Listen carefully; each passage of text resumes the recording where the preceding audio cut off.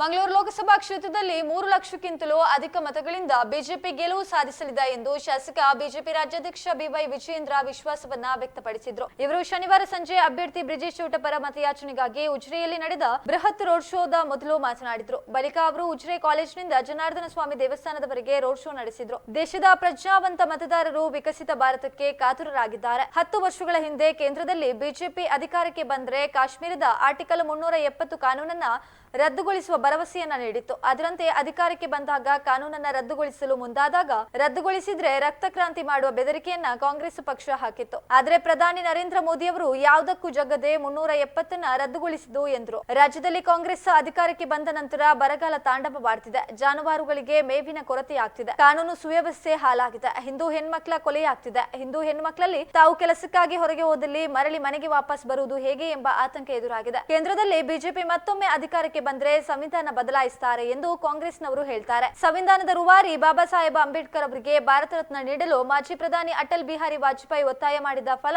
ಭಾರತ ರತ್ನ ಸಿಕ್ಕಿದೆ ಎಂಬುದು ಕಾಂಗ್ರೆಸ್ನವರಿಗೆ ಮರೆತು ಹೋಗಿದೆ. ಮತ್ತೆ ಬಿಜೆಪಿ ಗೆಲ್ಲಿಸುವ ಮೂಲಕ ದೇಶದ್ರೋಹಿ ಕಾಂಗ್ರೆಸ್ ಮುಖಂಡರಿಗೆ ತಕ್ಕ ಪಾಠ ಕಲಿಸಬೇಕು. ಪ್ರತಿಯೊಬ್ಬರು ನೀಡುವ ಒಂದೊಂದು ಮತವು ದೇಶ ರಕ್ಷಣೆಗೆ ನೀಡುವ ಮತ ಎಂದು ಜನರಿಗೆ ತಿಳಿಸುವ ಕಾರ್ಯ ಆಗಬೇಕು ಎಂದರು. ಇನ್ನು ಈ ಸಂದರ್ಭ ಬಿಜೆಪಿ ಅಭ್ಯರ್ಥಿ ಬ್ರಿಜೇಶ್ ಚೌಟ, ಶಾಸಕ ಹರೀಶ್ ಪೂಂಜಾ, ಮಂಡಲಾಧ್ಯಕ್ಷ ಶ್ರೀನಿವಾಸ್, ವಿಧಾನ ಪರಿಷತ್ ಸದಸ್ಯರಾದ ಪ್ರತಾಪ್ ಸಿಂಹ ನಾಯಕ್, ಎಸ್ಎಲ್ ಬೋಚೇಗೌಡ, ಮಾಜಿ ಶಾಸಕ ಪ್ರಭಾರಿ ಬಂಗೇರ, ಮುಖಂಡರುಗಳಾದ ಜಯಂತ್ ಕೋಟ್ಯಾನ್, ಹರಿಕೃಷ್ಣ ಬಂಟ್ವಾಲ್, ಜಿಲ್ಲಾಧ್ಯಕ್ಷ ಸತೀಶ್ ಕುಂಪಲ, ರಾಜೇಶ್ ಕಾವೆ ಮತ್ತಿತರರು ಈ ಸಂದರ್ಭ ಭಾಗಿಯಾಗಿದ್ದರು.